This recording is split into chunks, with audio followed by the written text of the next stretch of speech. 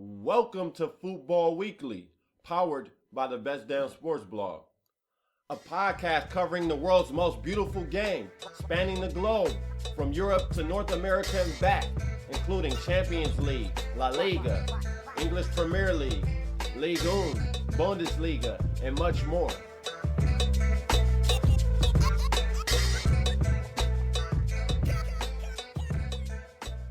Welcome to the first edition of Futbol Weekly, powered by the Best Damn Sports Blog. Today is Monday, September 22nd, and it was a great weekend of football that just passed. Man United suffered a surprise loss.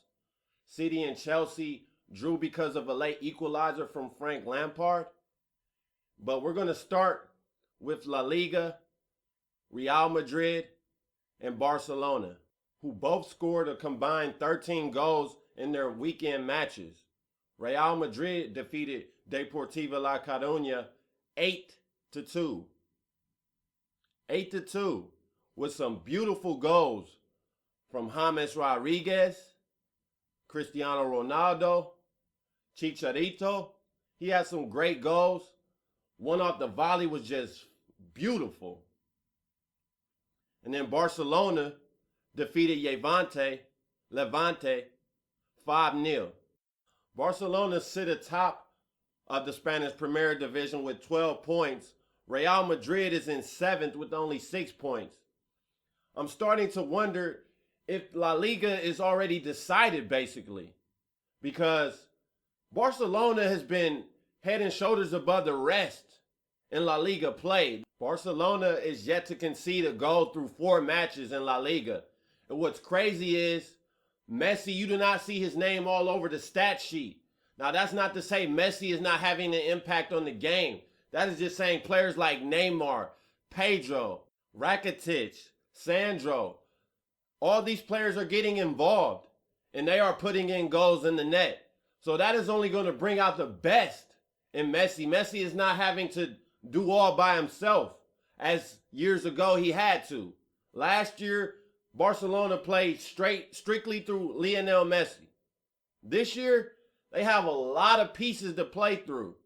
And not to mention, they still have Luis Suarez, who is yet to make his debut, who will debut next month against Real Madrid in El Clasico, which is going to be a great match.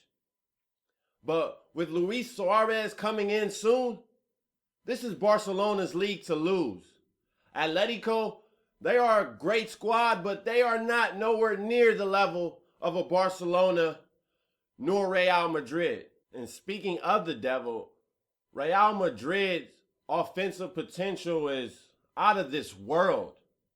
8 goals against Deportivo La Coruña. 8 goals.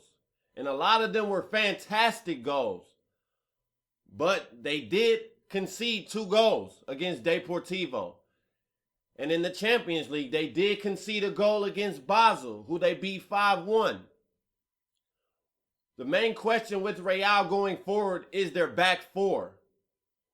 Will they be able to stop the top clubs from scoring goals? And I'm not 100% convinced that they can. Playing Modric and Kroos, now that is great offensively going forward, but they do not like to track back. They are more of attacking type midfielders from the central midfield than they are defensive. And that is not helping with their back four, who already likes to concede goals. I'm not sure how that dynamic will play out, but I think the loss of Xabi Alonso will hurt Real Madrid more than any loss of any other player, even Angel Di Maria, one of the newest additions to the Man United side, who suffered a 5-3 loss to newly promoted Leicester City. Man United led 3-1 after 57 minutes in that match and allowed Leicester City to score 4 goals in the span of 21 minutes to win the match 5-3. Just when we thought Man United was back following their 4-0 beating of QPR. Just when we thought they were back, right on schedule, this happens to Man United. Now, I have to cut Man United some slack because bad refereeing played a role in their loss. Leicester City's first penalty kick that made the game 3-2 should not have been allowed. There was no penalty committed by Rafael. If anything, Rafael was fouled prior to the penalty called on him. So I do cut Man United some slack. But there were also 3 goals scored after that by Leicester City. Man United's side is starting to look a lot like the current Real Madrid team, where you have a lot of class in the attacking half. But the midfield and the back four, completely suspect. Shoddy defending. Man United does not have the same leeway Real Madrid does. The EPL is a much tougher league than La Liga. Real Madrid will definitely find their way back into the La Liga race. Now, I do not believe they'll win it, but they'll find their way back into the race. Man United, I cannot say the same about them in the BPL. Man United currently sit in 12th place and are 7 points behind the leaders, Chelsea, who have 13 points. So I think it's safe to say Manchester United is done. They've only scored 9 goals, but have conceded 8 goals. They have a goal difference of 1. Just 1 goal. That is a problem. 8 goals through 5 matches is a problem. Now, you can attribute most of that to Leicester City because Man United conceded 5 goals to Leicester City. But that's the whole point. Man United's defense is shoddy at best. I like the addition of Rojo. I like the addition of Herrera in the midfield. But Manchester United, I think they're just going to have to be able to outscore teams to get wins in this Barclays Premier League season. Some weeks that'll work, some weeks it won't.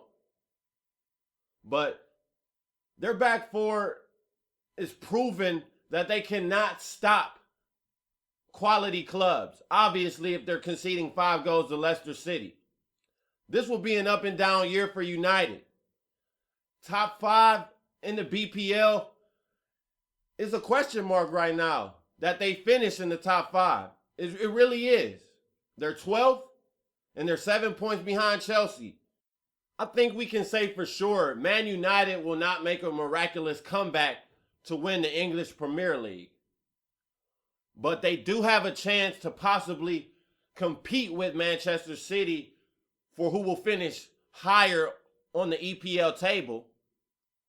And they should also hope to qualify for the Champions League next season or even Europa at worst. To be honest, if I had to make a prediction right now, I would say Manchester United finishes around where they finished last year, 7th or 8th, and they do not play in any type of European competition. And as for the defending champions, Manchester City, it's been a rough start to their season as well. They have not won a match since August 25th when they defeated Liverpool. That includes their draw against Chelsea this weekend, their loss to Bayern Munich in the Champions League earlier last week. They drew against Arsenal the week before, and on August 30th, they lost to Stoke City, 1-0 at home. So this has been a rough patch for Manchester United. But to pick up that point against Chelsea was huge. Frank Lampard's equalizer against his former club was huge for City. If they lost that match, they might just be out of contention to win the EPL, already trailing Chelsea by 9 points. If they were to lose, they would be down 9 points. And that's a lot to make up with only 1 match against Chelsea left. Now, that's not to say that they would have been completely out. That's preposterous, but they would have definitely been behind the 8 ball without that late equalizer from Frank Lampard. And that was so fitting for Frank Lampard to come in. Manchester City is down to 10 men, and he scores the late equalizer in the 85th minute against his former club in his first appearance for his new club, Manchester City. That story could not have turned out better if it was scripted. Lampard's former side in Chelsea have definitely been the cream of the crop in the English Premier League. They have 4 wins, 1 draw, no losses, and 13 points. The addition of Diego Costa has been huge for Chelsea. Already, Diego Costa is the best striker in the English Premier League. Costa already has 7 goals in just 5 matches, netting goals at an outstanding rate. If Chelsea can keep Diego Costa fit, this is their title to lose, and they have a great chance of winning the UEFA Champions League. Without Costa, they are not the same team. Example would be Schalke. Diego Costa was not subbed in until the 73rd minute, and Chelsea only drew with Schalke in their first match in the UEFA Champions League. And Schalke is struggling to get wins in the Bundesliga. So Chelsea, it is fact that Chelsea is not the same club when they don't have Diego Costa than when they do. With Costa, they are a top tier club. Without Costa, I'd say they're 4.5 out of 5-star club, which means they're still good, but they're not great without Costa. Costa brings a toughness, a grittiness to Chelsea that they did not have in prior years. And also, he brings goal scoring, which they lacked most last season. Costa is key for everything in Chelsea's English Premier League run and Champions League run. Without him, Chelsea will sink in both. Now, I also want to address the fact that people are out there claiming Jose Mourinho parked the bus against Manchester City. I found that to be funny because Chelsea did go on the road to Manchester City. People are not going to go on the road against the top club and the defending champions, I might add, and just say, hey, we're going to open this one up. Hopefully we outscored Manchester City. That's not smart. Tactically, that's stupid. Chelsea played the counterattack, which they are good at, which they are best at, which is where most of their goals have came from this season. So to say Mourinho parked the bus, I think is a little bit of a stretch. Chelsea played the match that they thought they needed to play to get a result. And they got the result that they needed at the least, which was a draw. I'll leave it there. And that will conclude today's Futbol Weekly podcast. Rate, comment, subscribe. Leave your comments about how you feel about these topics. And we will see you guys next week. Salute.